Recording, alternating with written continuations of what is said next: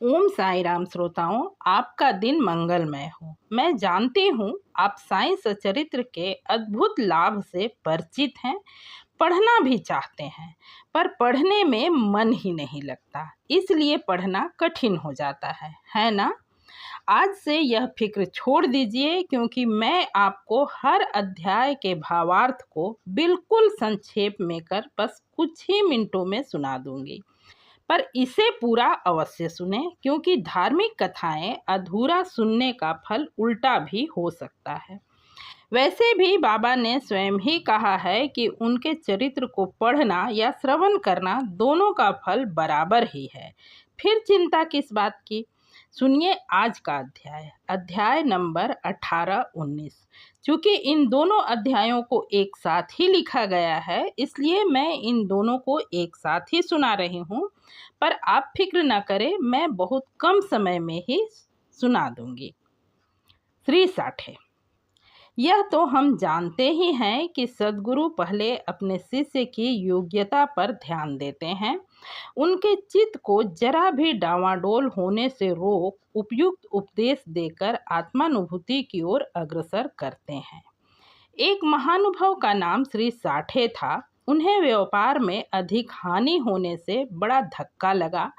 दुख निराशा के कारण उन्हें घर छोड़ कहीं एकांत स्थान पर निवास करने की इच्छा होने लगी। बहुधा इंसान को ईश्वर की याद दुर्दिनों में ही आती है। यदि उनके पाप कर्म शेष ना रहे हों तो भगवान भी उनकी भेंट किसी संत से करा देते हैं। ऐसा ही श्री साठे के साथ भी हुआ। उनके एक मित्र ने उन्हें शिरडी जाने की सलाह दी, जहां मन की शांति और इच्छा पूर्ति के लिए देश के कोने कोने से लोग आ रहे थे। उन्हें यह विचार पसंद आई और वे शिरडी आए। बाबा के दर्शन मात्र से ही उनके मन की व्यग्रता नष्ट हो गई और मन स्थिर हो गया। उन्होंने सोचा, पूर्व जन्म के शुभ कर्मों के कारण ही मैं श्री साईं के चरणों तक पहुंच पाया हूँ। वे दृढ़ संकल्प के व्यक्ति थे, इसलिए उन्होंने शीघ्र ही गुरु चरित्र का पाठ शुरू कर दिया। एक सप्ताह पूरा होने पर उन्होंने सपने में देखा कि बाबा उन्हें पाठ का कोई विषय समझा रहे हैं। जब उनकी नींद खुली तो बहुत प्रसन्न हुए। उन्होंने सोचा, यह बाबा की कृपा है जो उन्होंने मुझे नींद से जागृत कर गुरु चरित्र का अमृत पान कराया है। तब उन्होंने बाबा से जानना चाहा कि इस स्वप्न का क्या अर्थ है। मुझे अपना पाठ अब स्थगित कर देना चाहिए या आगे भी जारी रखना चाहिए। बाबा ने कहा, एक सप्ताह और पाठ करने से तुम्हारा चित्त शांत हो जाएगा और शीघ्र ही कल्याण होगा। इस अवसर पर हेमांड पंत भी वहां उपस्थित थे। उनके मन में आया कि साठे को केवल एक सप्ताह का पाठ फलदायी हो गया। मैं 40 वर्षों से गुरु चरित्र का पाठ कर रहा हूँ, आज तक मुझे कोई लाभ नहीं दिखा। श्रोताओं, हम इंसानों की प्रवृत्ति ही ऐसी है कि ईश्वर ने हमें क्या क्या दिया है हम सोचते ही नहीं, दूसरे की उपलब्धि गिनने लगते हैं। आगे हेमांड पंत लिखते हैं, उनके मन में ये विचार आए ही थे कि बाबा ने उनके मन का हाल जानकर आज्ञा दी कि सामा के घर जाओ और कुछ देर उससे वार्तालाप कर दक्षिणा में 15 रुपए मांग कर ले आओ। जब हेमांड पंत सामा के घर पहुँचे तो वो तुरंत स्नान कर निकले ही थे, इसलिए वे हेमांड पंत को थोड़ी देर बैठने को कह स्वयं पूजा करने लगे। तभी हेमांड पंत की दृष्टि सामने रखी नाथ भागवत पर पड़ी। इस धार्मिक ग्रंथ का पाठ वे भी किया करते थे। उन्होंने उसे उठाकर अपने आज का पाठ को पूरा किया। उसी समय सामा भी आ गए। तब हेमांड पंत ने कहा, मैं बाबा का एक संदेश लेकर आया हूँ। उन्होंने आपसे दक्षिणा में 15 रुपए लाने और थोड़ी देर वार्तालाप करके और आपको साथ ही लेकर आने को कहा है। तब सामा आश्चर्य से बोले, मेरे पास तो एक फुट्टी कौड़ी भी नहीं है, इसलिए आप रुपए के बदले मेरे 15 नमस्कार ले जाइए। ठीक है, वही सही, पर आइए थोड़ी देर बातचीत करें, बाबा की कुछ लीलाएं सुनाइए। अरे कहाँ मैं अशिक्षित देहाती, कहाँ आप विद्वान। यहाँ आने पर बाबा की कुछ लीलाएं तो आप देख ही चुके हैं। मैं तो इस विषय में बस इतना ही कह सकता हूँ कि वे लौकिक नहीं हैं। जैसी भक्त की निष्ठा होती है, बाबा वैसी ही उसकी सहायता करते हैं। कभी कभी तो कठिन परीक्षा लेकर ही उपदेश देते हैं। उपदेश शब्द सुनते ही हेमांड पंत को साठे और गुरु चरित्र की बात याद हो आई, पर अपने मन की भाव प्रकट किए बिना वे ध्यान पूर्वक सामा द्वारा बताई लीलाओं को सुनते रहे। उन कथाओं को सुन हेमांड पंत को आंतरिक उल्लास का अनुभव होने लगा। अंत में सामा ने श्रीमती राधाबाई देशमुख की कथा सुनाई। एक समय राधाबाई, जो खासबा देशमुख की माँ थी, बाबा की कीर्ति सुन शिरडी आई। साईं दर्शन से उन्हें अत्यंत प्रसन्नता हुई, इसलिए उन्होंने निश्चय किया कि बाबा को अपना गुरु बनाकर उनसे उपदेश ग्रहण किया जाए। इस आशय से उन्होंने अपने विश्राम गृह में जाकर अन्न जल त्याग दिया। 3 दिन बीत जाने के बाद लोगों को उनके लिए भय होने लगा। तब सामा ने बाबा से कहा, देवा, आप उस वृद्ध महिला से अच्छी तरह परिचित हैं। आपने कृपा दृष्टि नहीं की और उसे कुछ हो गया तो लोग आपको ही दोषी ठहराएंगे। इसलिए अब आप उस पर दया कीजिए।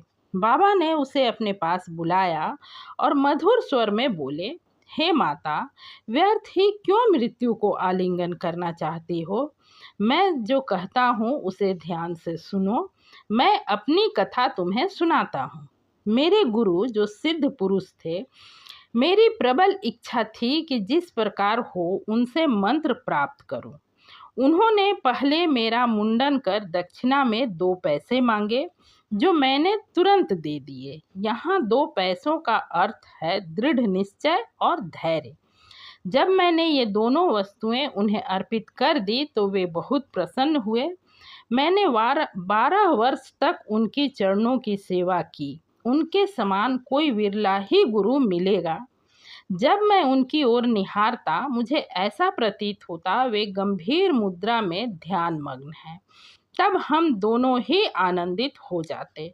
मुझे सदैव उन्हीं का ध्यान रहता। यह हुई 1 पैसे की दक्षिणा। धैर्य है दूसरा पैसा। यही धैर्य तुम्हें भी भवसागर से पार उतार देगा। धैर्य धारण करने से समस्त पाप और मोह नष्ट होकर हर प्रकार के संकट दूर होते हैं। मेरे गुरु मुझसे किसी वस्तु की अपेक्षा नहीं रखते थे। मैं सदा उनके चरणों के पास ही रहता, पर किसी कारणवश कभी कहीं चला भी जाता तो मेरे प्रेम में कोई कमी नहीं आई। वे सदा मुझ पर कृपा दृष्टि रखते। जिस प्रकार कछुई प्रेम दृष्टि से अपने बच्चों का पालन करती है, चाहे वो उसके समीप हो अथवा नदी के उस पार। सो हेमा, मेरे गुरु ने तो मुझे कोई मंत्र सिखाया ही नहीं, तब मैं तुम्हारे कान में कौन सा मंत्र फूंकूं। केवल इतना याद रखो कि गुरु की भी कछुई के समान कृपा दृष्टि से ही हमें संतोष प्राप्त होता है। व्यर्थ में किसी से उपदेश प्राप्त करने की कोशिश मत करो। मुझे ही अपने विचारों तथा कर्मों का ध्येय बना लो। मेरी ओर जिस भाव से देखो, मैं उसी भाव से तुम्हारी ओर देखूंगा। किन्हीं साधनों या शास्त्रों को पढ़ने की जरूरत नहीं। पूर्ण विश्वास रखो कि गुरु ही करता है। वह धन्य है जो गुरु की महानता से परिचित है। इस प्रकार समझाने से वृद्ध महिला को सांत्वना मिली और उसने बाबा को नमन कर अपना उपवास त्याग दिया। इस कथा को सुन उसका वास्तविक अर्थ समझकर हेमांड पंत को रोमांच हो आया। ठीक उसी समय मस्जिद में मध्याह्न आरती का घंटानाद होने लगा। तब सामा और हेमांड पंत भी मस्जिद की ओर चले। वे दोनों बाबा के समीप जाकर बैठ गए। बाबा ने हेमांड पंत से सामा से लाई हुई दक्षिणा देने को कहा। हेमांड पंत ने बताया, सामा ने रुपए के बदले आपको 15 नमस्कार भेजा है। अच्छा ठीक है, अब यह बताओ वहाँ तुम दोनों में किस विषय पर वार्तालाप हुई। तब हेमांड पंत ने कहा, वार्ता बहुत ही सुखदायी थी, विशेषकर उस वृद्ध महिला की कथा। अद्भुत थी, जिसे सुनकर मुझे विचार आया कि इस कथा की ओट से आपने मुझ पर विशेष कृपा की है। मेरी तुम पर कृपा कैसे हुई यह बताओ। वह कथा जो उनके हृदय में अंकित हो चुका था उन्होंने बाबा को सुना दी। तब बाबा बोले, क्या कथा का अर्थ तुम्हारे समझ में आया है? हाँ बाबा, आया तो है। उससे मेरी चित्त की चंचलता दूर हो गई है। यदि इस कथा को याद रखोगे तो बहुत लाभ होगा। आत्मज्ञान प्राप्त करने के लिए ध्यान अत्यंत आवश्यक है। अपने बर्ताव के संबंध में बाबा का उपदेश। जब तक किसी से पूर्व नाता ना हो, कोई किसी के समीप नहीं जाता। यदि कोई मनुष्य या प्राणी तुम्हारे समीप आए तो उसे घृणा से मत ठुकराओ। यदि प्यासे को पानी, भूखे को भोजन, नंगे को वस्त्र और बेघर राही को अपना दलान विश्राम के लिए दोगे तो भगवान तुम पर प्रसन्न होंगे। तुम्हारी कोई कितनी ही निंदा करे, कटु उत्तर देकर तुम क्रोध ना करो। एक को दूसरे से अलग रखने वाले द्वैत की दीवार गिरा दो। ईश्वर सर्वशक्तिमान है, उसके सिवा और कोई संरक्षण करता नहीं। उत्तम विचारों का प्रोत्साहन। श्री साईं सदैव उत्तम विचारों का प्रोत्साहन दिया करते थे। किसी संत का कथन है, यदि सुबह तुम्हारे मन में कोई उत्तम विचार उत्पन्न हो, उसका स्मरण दिन भर करो तो तुम्हारा चित्त प्रसन्न हो जाएगा।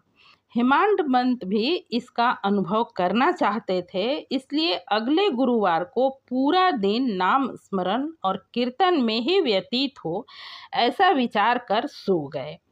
दूसरे दिन प्रातः उठने पर अनायास ही उन्हें राम नाम का स्मरण हो आया। नित्य कर्म से निवृत्त हो जब वे बाबा के दर्शन को जा रहे थे, जैसे ही मस्जिद के पास पहुँचे, मस्जिद से आ रही एक मधुर भजन की ध्वनि उनके कानों में पड़ी, जो भगवान राम की ही भजन थी। भजन अनेकों हैं, पर विशेषकर बाबा ने यही भजन क्यों चुना? निंदा संबंधी उपदेश।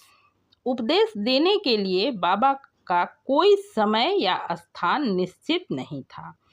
एक बार एक भक्त ने बाबा की अनुपस्थिति में दूसरे लोगों के सामने अपने भाई की निंदा की। उसने इतने कटु शब्दों का इस्तेमाल किया कि सुनने वाले को भी उससे घृणा होने लगी। निंदक को सही मार्ग पर लाने के लिए बाबा की पद्धति भिन्न ही थी। दोपहर के समय जब लेंडी के समीप उससे भेंट हुई, तब उन्होंने विष्ठा खाते हुए एक सूअर की ओर इशारा करते हुए कहा, देखो वह कितने प्रेम पूर्वक विष्ठा खा रहा है। तुम भी जी भर कर अपने भाई की निंदा किया करते हो। तुम्हारा आचरण भी ठीक उसी के जैसा है। अनेक शुभ कर्मों के परिणाम स्वरूप तुम्हें मानव तन प्राप्त हुआ है। यदि तुम इस तरह के आचरण करोगे तो शिरडी तुम्हारी सहायता ही क्या कर सकेगी? श्रोताओं, सचरित्र में या और भी किसी प्रमाणिक पुस्तक में उल्लेखित बाबा के शब्दों को ध्यान से समझने का प्रयास करें तो समझ पाएंगे कि उन्होंने कभी कोई उपदेश दिया ही नहीं, बस एक अभिभावक, एक शुभचिंतक की तरह सलाह भर दी है। अब मानना न मानना तो हमारे हाथ में है। परिश्रम के लिए मजदूरी। एक दिन बाबा ने राधा कृष्ण माई के घर के पास आकर एक सीढ़ी लाने को कहा। एक भक्त सीढ़ी ले आया और उनके बताए स्थान पर लगा दिया। बाबा उस पर चढ़े और राधा कृष्ण माई के छप्पर पर से होकर दूसरे छोर पर उतर गए। इस समय राधा कृष्ण माई ज्वर से पीड़ित थी। हो सकता है साईं ने उनका ज्वर दूर करने के लिए ये उपाय किया हो। उतरने के बाद बाबा ने सीढ़ी लाने वाले को 2 रुपए दिए। तब एक भक्त ने पूछा, इतने अधिक पैसे देने का क्या अर्थ है? तब बाबा ने कहा, किसी से उसके परिश्रम का मूल्य चुकाए बिना कार्य नहीं कराना चाहिए। श्रोताओं, साईं की प्रेरणा से किया जा रहा मेरा यह प्रयास आपको कैसा लगा अवश्य बताएं। चैनल को जरूर सब्सक्राइब करें। पूरा अध्याय सुनने के लिए हार्दिक धन्यवाद।